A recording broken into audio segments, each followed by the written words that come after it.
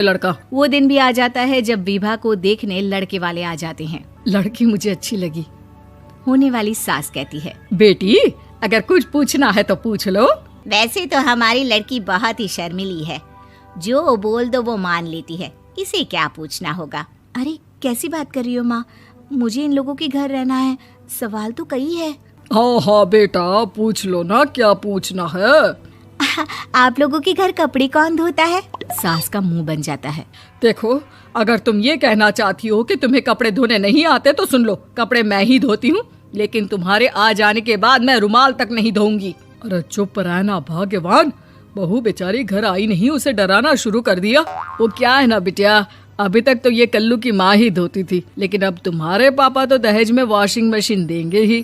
तभी विभा की माँ बोल पड़ती है, सवाल भी पूछा तो क्या, वैसे भाई साहब मशीन की तो फिर भी कपड़े धोने की कैपेसिटी होती है। मतलब जो बिटिया दे रहे हैं ना विभा, इसे कपड़े धोने का बहुत शौक है। ये आप लोगों के क्या, आस पड़ोस गांव मोहल्ले सबके कपड़े धो दे और उफ तक ना करे।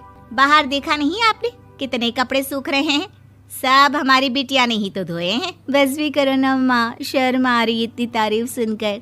और तो और एक दाग निकाल कर दिखाओ तो मान जाऊं। हाँ अच्छा माफ करना बेटा, मैंने गलत समझा, हमें तो रिश्ता बहुत पसंद है। और ऐसे जुड़ जाता है रिश्ता कपड़े धोने का शौक रखने वाली विभा का। उसकी शादी हो जाती है कोयला फैक्ट्री में काम करने वाले कल्लू के साथ। शादी के बाद अचानक विभा चिल्लाती हुई सास के पास आती है, सासू माँ, अरे सासू माँ कहाँ है आप? ये तो धोखा है, धोखा दिया आप लोगों ने मुझे। इसे ससुर के चक्कर के बारे में पता चल गया। अरे तो उसमें तुझे क्यों धोखा मिला है? अरे नल में पानी नहीं आता, कपड़े कैसे कब धुलेंगे? अच्छा तू पानी नहीं आ रहा उसकी बात कर रही है। तो आपने क्या सोचा? कुछ नहीं।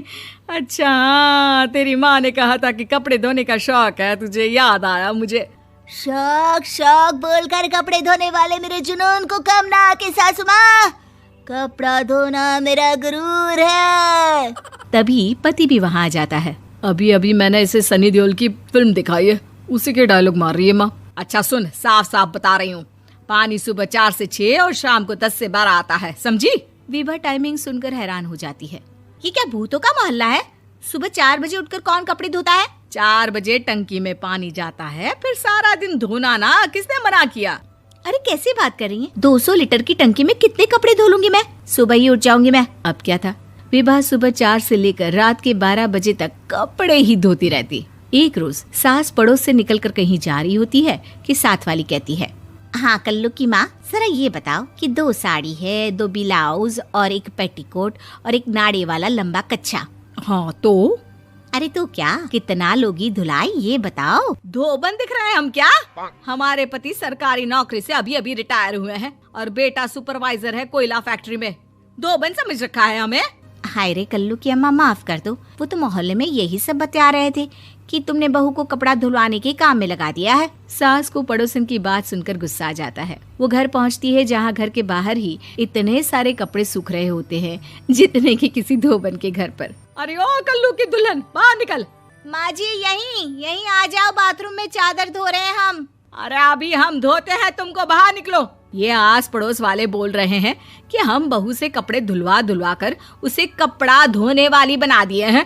अरे छोड़ो ना माँ जी, किन लोगों की बातों में आती हो? आस पास के लोगों का तो काम ही होता है कि वो किसी तरह सास बहू को लड़ा दे।